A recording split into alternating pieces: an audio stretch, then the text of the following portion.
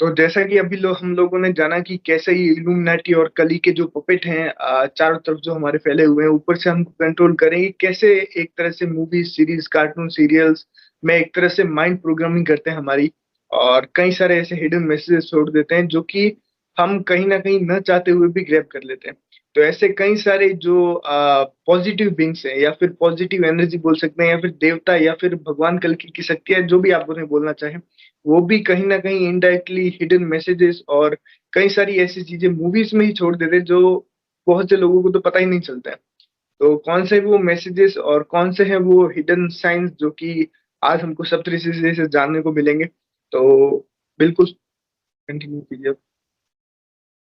तो मुरुगान जी, सबसे पहली चीज जो हमें सोचना चाहिए वो ये है कि अगर ये नेगेटिव बीइंग्स हमारा माइंड प्रोग्रामिंग कर सकते हैं, तो क्या जो पॉजिटिव एक्स्ट्रा टेरेस्ट्रियल है, जो उनसे भी ज्यादा एडवांस्ड है, क्या वो माइंड प्रोग्रामिंग हमारा नहीं कर सकते हैं? बल्कि सच्चाई ये है कि जो पॉजिटिव एक्स्ट्रा टेरेस्ट्रियल या फिर पॉजिटिव फोर्सेस है,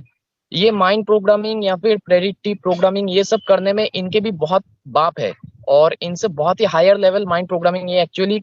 करना जानते हैं और करते आ रहे हैं। और अभी तो वर्तमान में बहुत ही ज्यादा कर रहे हैं, क्योंकि ये डिवाइन इंटरवेंशन का टाइम है। आपको पता है, सारे के सारे एवेकन कम्युनिटी को ये पता है कि बुराई जो है या फिर इविल जो है वो अपना लिमिट क्रॉस कर चुका है, और डिवाइन इंटरवेंशन आगे और भी हायर लेवल पे होने वाला है। तो जो पॉजिटिव बीइंग्स है,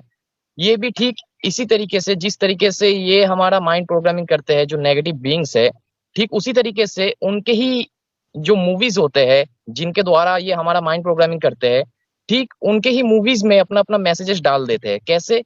जो नेगेटिव फोर्सेस है उनका ही माइंड मैनिपुलेट करके, उनके ही अनजाने में। और आप शास्त्रों में भी अगर देखेंगे तो यही बताया गया है, जो देवता होते थे, यानी जो पॉजिटिव एक्स्ट्रा एक्स्ट्रा टेरेस्ट्रियल की बात मैं कर रहा हूँ, वो और कोई नहीं, देवता ही है। तो जो देवता होते थे वो हमारे शास्त्रों में भी बताया जाता था, वो कितने ज्यादा बुद्धिमान और प्लानिंग करने में असुरों की तुलना में बहुत ही हायर लेवल में थे। और इसी वजह से असुर कभी उनसे जीत नहीं पाते थे, क्योंकि इंटेलेक्चुअल कैपेबिलिटी उनका बहुत ही ज्यादा हाई था। लेकिन एक चीज आपको समझना पड़ेगा, जो भी नेगेटिव एंटिटीज द्वारा या फिर नेगेटिव फोर्सेस द्वारा माइंड प्रोग्रामिंग करवाया जाता है, ये जो डार्क फोर्सेस इल्यूमिनाटी की बात हम कर रहे थे, तो उनके प्रेडिक्टिव प्रोग्रामिंग के बारे में अवेकेंड लोग जितना भी पता कर ले और जितना भी इंफॉर्मेशन निकाल ले रिसर्च करके, लेकिन जो पॉजिटिव ईटीज द्वारा माइंड प्रोग्रामिंग करवाया जाता है उसके बारे में कंप्लीट इंफॉर्मेशन, मतलब कहाँ पे कर रहे हैं, ये किस मूवी में कर रहे हैं, वो सारी चीजें पता करना ये वीकेंड एक इंसान के लिए पॉसिबल नहीं है। एक इंसान चाहे कितना भी ज्यादा स्पिरिचुअली इवॉल्व हो जाए, इंटेलेक्चुअल कैपेबिलिटी इंसान से ज्यादा सुपर ह्यूमन लेवल तक ले जाए, लेकिन फिर भी उसको नहीं पता चलने वाला है। पता सिर्फ उन्हीं कुछ गिने चुने लोगों को होगा जिनको प्रकृति खुद बताना चाहेगा, लेकिन फिर भी कंप्लीट इंफॉर्मेशन नहीं देगा। क्योंकि अगर हम ये सब चीजें पता कर लेते, तो आप सोचिए कि जो नेगेटिव फोर्सेस है या फिर जो इल्यूमिनाटी वाले हैं, ये हमसे कितना पहले और हर चीज डिटेल में पता कर लेते। तो फिर जो देवता या फिर पॉजिटिव एक्स्ट्रा टेरेस्ट्रियल है, वो इतना बेवकूफ तो नहीं होंगे कि अपना प्लान पूरा एक्सपोज कर दे और फिर उनको इनिशिएट करे। जो देवता होते हैं वो अपना प्लान इस तरीके से एग्जीक्यूट कर रहे हैं और आगे भी करेंगे कि हमें पता भी नहीं चलेगा, हमें कोई आइडिया ही नहीं हो सकता वो क्या कैसे करेंगे। और आज मैं आपको खुद के कुछ यूनिवर्सल मैसेजेस से जो मुझे इंफॉर्मेशन मिला कि इस मूवी में, उस शोज में पॉजिटिव एक्स्ट्रा टेरेस्ट्रियल द्वारा बहुत पहले से हमारा माइंड प्रोग्रामिंग करवाया जा रहा है आज के इस समय के लिए, उसके बारे में मैं थोड़ा शेयर करना चाहूंगा। तो बहुत साल पहले, ज्यादा साल पहले नहीं, करीबन शायद 8-9 साल पहले एक मूवी आया था, क्रिश 3। बॉलीवुड का हम्म। मूवी था और इंडिया के सारे लोगों ने, मैक्सिमम लोगों ने देखा होगा। तो क्रिश 3 जो मूवी था वो पूरा का पूरा माइंड प्रोग्रामिंग था आज के समय के लिए, पॉजिटिविटीज द्वारा जो किया गया था। तो क्रिश 3 मूवी में अगर हम देखेंगे,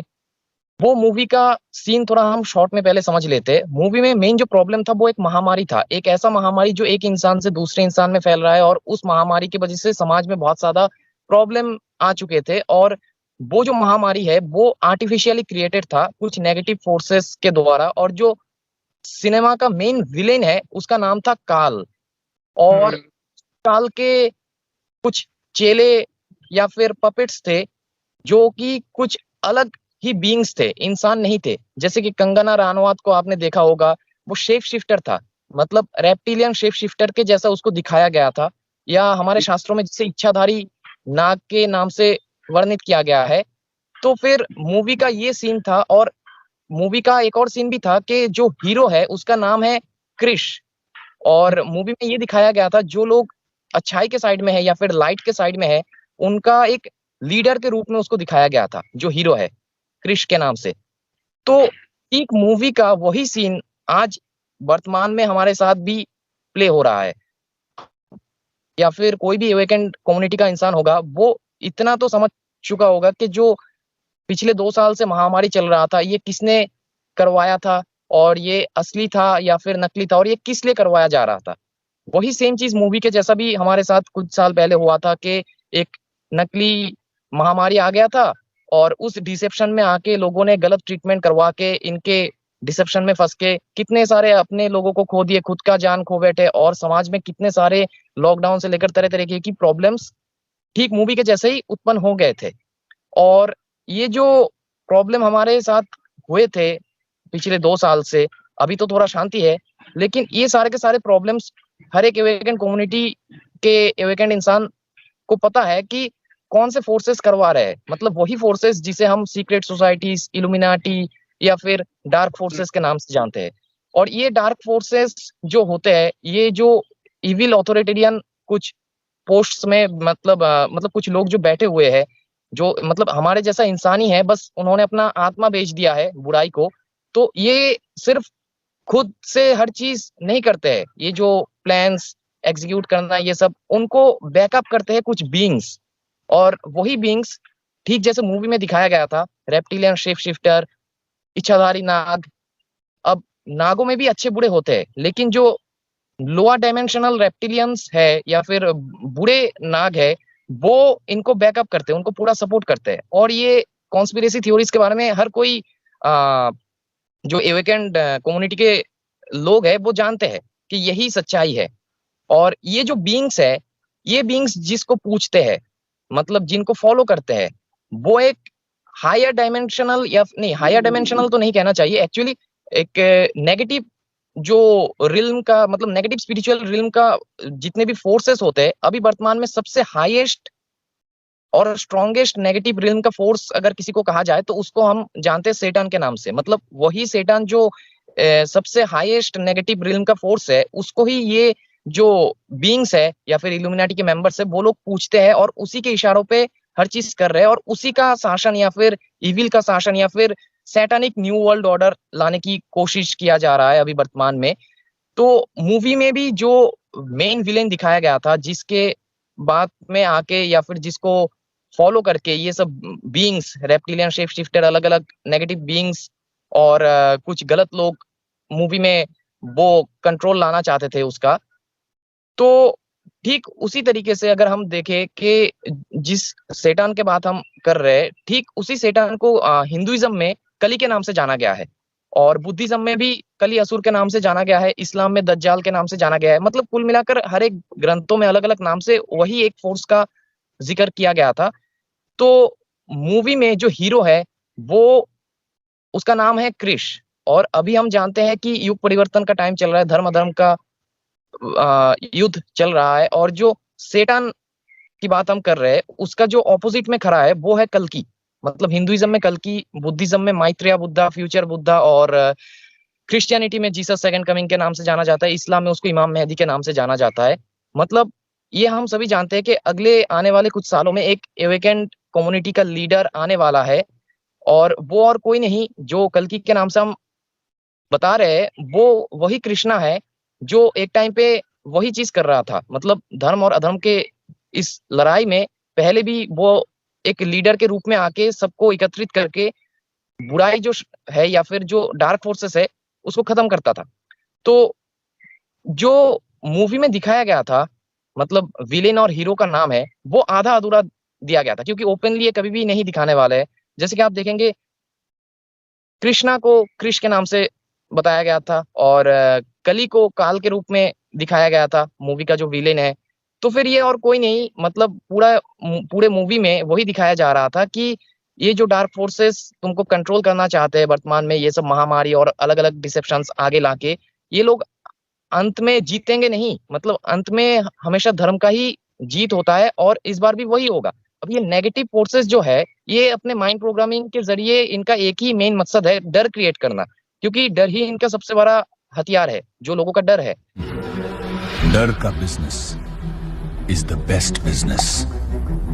और ये लोगों को डराना चाहते हैं कि ऐसा कुछ नहीं होने वाला है, मतलब इनका शासन आने वाला है, मतलब एक होपलेसनेस और फियर का स्टेट में ले जाना चाहते हैं। तो इसी के विपरीत में जो पॉजिटिव फोर्सेस है, वो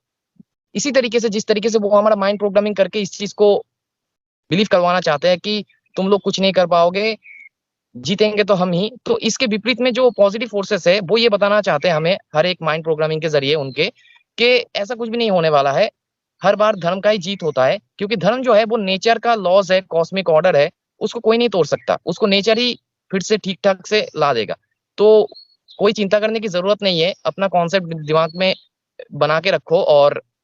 जो एवेकेंड है, मतलब उनको बताया जा रहा है कि आप अपना कर्म करते रहिए,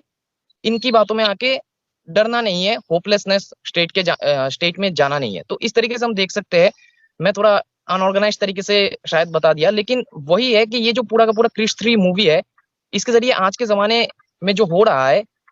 उसके बारे में हमें रियल जो ट्रूथ है वही दिखाना चाहते थे, जो पॉजिटिव एक्स्ट्राटेरेस्ट्रियल है, और हमें डर से और झूठ से निकालना चाहते थे। होपलेसनेस स्टेट जो क्रिएट किया जाता है नेगेटिव बीइंग्स के द्वारा माइंड प्रोग्रामिंग करके, उससे मतलब निकालने के लिए कोशिश कर रहे थे उस मूवी के जरिए, और कुछ नहीं। ठीक इसी तरीके से रिसेंट एक और मूवी आया है, आप देखेंगे केजीएफ के नाम से। तो केजीएफ नाम ही कैसे स्टार्ट होता है, और उस मूवी में दिखाया जाता है कि जो केजीएफ कैरेक्टर है वो 2 डायलॉग कहता है, मतलब पूरे मूवी में। एक डायलॉग ऐसा है, आप उसको थोड़ा प्ले करना इसके बाद। तो एक डायलॉग ऐसा है वो जहाँ पे कह रहा है केजीएफ जो है वो, जो ऑथोरिटेरियन फोर्सेस है, मतलब जो समाज को कंट्रोल करते हैं या फिर प्राइम मिनिस्टर के लेवल में बैठे हुए हैं, उनको ये कह रहा था, एड्रेस कर रहा था। तो वहां पे प्राइम मिनिस्टर के रूप में दिखाया गया था रवीना टंडन, एक एक्ट्रेस है उनको। तो प्राइम मिनिस्टर को या फिर जो फोर्सेस गवर्नमेंट के हमें कंट्रोल करते हैं उनको, जो केजीएफ है वो बता रहा था कि मैं हमेशा शांति चाहता हूँ, मैं कभी भी जंग नहीं करना चाहता हूँ, लेकिन अगर जंग हुआ तो फिर जीतूंगा तो मैं ही। मैं हमेशा जंग टालने की कोशिश करता हूं, लेकिन जंग हुई तो जीतूंगा तो मैं ही। में कृष्ण ने जो कौरव सेना को बार बार कहा था कि मतलब मैं चाहता हूँ कि शांति स्थापित करने, और एक्चुअली कृष्ण वही चाहता था, वो कभी भी नहीं चाहता था कि महाभारत का युद्ध हो, वो इसको सबसे ज्यादा टालने की कोशिश कर रहा था। एक ऐसा इंसान वही था जो नहीं चाहता था कि महाभारत का युद्ध किसी भी हालत में हो, लेकिन उसने ये भी कह रखा था कि अगर होगा तो फिर जीत तो हमेशा धर्म का ही होगा, अगर ये होगा तो फिर मैं धर्म को ही जिता के रखूंगा, बाय हुक और क्रूक, या तो सीधे तरीके से या फिर छल से। और केजीएफ मूवी का एक और लाइन है जहाँ पे केजीएफ ये कह रहा था, जो मतलब मेन हीरो है रॉकी के नाम से जिसको दिखाया गया था, वो ये कह रहा था कि कुछ इविल फोर्सेस को, मतलब उसी मूवी में जो कुछ इविल लोगों के रूप में दिखाया गया था, जो कि नेपोटिज्म से लेकर बहुत तरीके की, मतलब समाज के बुराई को बढ़ावा दे रहा था, उनको वो ये कह रहा था कि तुम्हारे बाप लोगों ने हर चीज तो ठीक ठाक से किया है, हर प्लानिंग तो ठीक ठाक से किया है तुम्हारा शासन लाने के लिए, लेकिन अभी मेरा टाइम चल रहा है, अब मैं राज करूंगा और तुम लोग देखते रहना। तुम्हारे बाप लोगों ने सब सही किया, लेकिन एक मिस्टेक कर दी, तुम सबको मेरे टाइम पर पैदा कर दिया। मैं राज करता रहूंगा, तुम सब घास छिलते रहना। हाँ, ठीक है। तो ये एक तरीके से पॉजिटिव फोर्सेस वही नेगेटिव फोर्सेस को ये बताना चाहते थे, मैसेज देना चाहते थे उस मूवी के जरिए, कि तुम लोग जो इतने दिन तक प्लान करते आए हो आज के इस टाइम के लिए, अपना शासन बनाने के लिए, इविल का रूल लाने के लिए, वो तुम लोगों ने बहुत बढ़िया प्लान किया है, लेकिन दुख की बात यह है कि अब कल्कि का राज आने वाला है, या फिर धर्म का राज आने वाला है, राइटियसनेस का रूल आने वाला है, और अब तुम्हारा कुछ हो नहीं सकता, तुम्हारा प्लान पूरा फेल जाएगा, तुम लोग बस देखते रहो, मतलब और कुछ नहीं कर सकते हो तुम, मतलब हाथ फैलाए बस तुम लोग देखते रहो। तो दूसरा एक और बादशाह नाम का रैपर है, बहुत ही फेमस है इंडिया में। तो उसने एक कोलैब किया था एक और रैपर के साथ मिलके एक गाना बनाया था, उस रैपर का नाम है कृष्णा। तो उस रैपर के साथ उसने जो गाना बनाया था वो गाना था एक टॉपिक पे, लेकिन उस गाने में बीच में उसने कुछ ऐसा लाइन कह दिया जो गाने से कोई मतलब तालमेल नहीं था उसका। तो उस गाने में उसने एक ऐसा लाइन कहा था कि शरारत होने वाला है, इन्हें पता नहीं इनका क्या हालत होने वाला है, कृष्णा है मेरे साथ में, महाभारत होने वाला है। ऐसा ही कुछ शरारत होने वाली है, इन्हें पता नहीं इनकी क्या हालत होने वाली है, निशाना मेरा कभी चूका नहीं, कृष्णा है साथ में, महाभारत होने वाली है लाइन था। तो बेसिकली आप समझ ही गए होंगे इस लाइन से क्या कहने की कोशिश कर रहे थे पॉजिटिव जो ईटी से। और ये सब चीजें बादशाह या फिर वो रैपर जिसका नाम कृष्णा है, ये सब जानबूझ के नहीं कर रहे, यहाँ तक कि इनको पता भी नहीं है कि ये लोग क्या कह रहे हैं। ये बस माइंड मैनिपुलेट करके, जो पॉजिटिव ईटीस है इनका माइंड मैनिपुलेट करके, इनके ही माइंड प्रोग्रामिंग मूवीज में बीच बीच में अपना मैसेजेस दुनिया के लिए डाल देते हैं। अब जो लोग इसे कॉन्शियसली समझ पा रहे हैं उनके लिए तो ठीक है, लेकिन जो लोग सबकॉन्शियसली भी दिमाग में जा रहा है ये मैसेजेस, उनको भी एक तरीके से पॉजिटिविटीज प्रिपेयर कर रहे हैं उस होपलेसनेस और फियर के स्टेट से निकालने के लिए, जो ये नेगेटिविटीज मतलब अपने प्रेडिक्टिव प्रोग्रामिंग के जरिए हमें आज इस टाइम के लिए रेडी कर रहे हैं। लेकिन ये जितने भी मैंने अभी प्रेडिक्टिव प्रोग्रामिंग का उदाहरण आपको दिया इस मूवी में, ये सारे के सारे प्रेडिक्टिव प्रोग्रामिंग पॉजिटिविटीज इसी मकसद से कर रहे हैं कि लोगों को डर से निकालने के लिए और होपलेसनेस स्टेट से निकालने के लिए, और इस सच को मतलब इस सच से लोगों को रूबरू करवाने के लिए कि धर्म कभी भी नहीं हारता। तो हमें उसका चिंता ना करके अपना बस कर्म करना है। और बाकी ये लोग जो हमें डराने की कोशिश कर रहे हैं अपने प्रेडिक्टिव प्रोग्रामिंग के जरिए, हमें ये एक तरीके से माइंड में प्रोग्राम करवा रहे हैं कि नहीं, मतलब धर्म या फिर राइटियसनेस या फिर जो लाइट है वो कभी नहीं जीतेगा, डार्क ही जीतेगा। तो इस चीज से निकालने के लिए ही ये लोग मतलब बहुत ही शातिर तरीके से इनके ही मूवीज के जरिए हमारा माइंड प्रोग्रामिंग करते आ रहे, सही चीज के लिए, अच्छायत के लिए। तो बस इतना ही कुछ इन्फॉर्मेशन मेरे पास था, तो बहुत अच्छा लगा आपके साथ। तो कृषि जी, आप लोगों भी जो लोग देख रहे हैं, मेरे ख्याल से ये ऐसा टॉपिक है जो कि अभी तक शायद ही किसी ने कवर किया हो यूट्यूब पे। तो आप लोग भी बताना आपको क्या लगता है इस बारे में, कमेंट जरूर से कीजिएगा। और हाँ, सनातन राज चैनल को भी एक बार जाके चेकआउट जरूर से कीजिएगा, डिस्क्रिप्शन में लिंक है। तो मिलते हैं नेक्स्ट वीडियो में। हरे कृष्णा दोस्तों।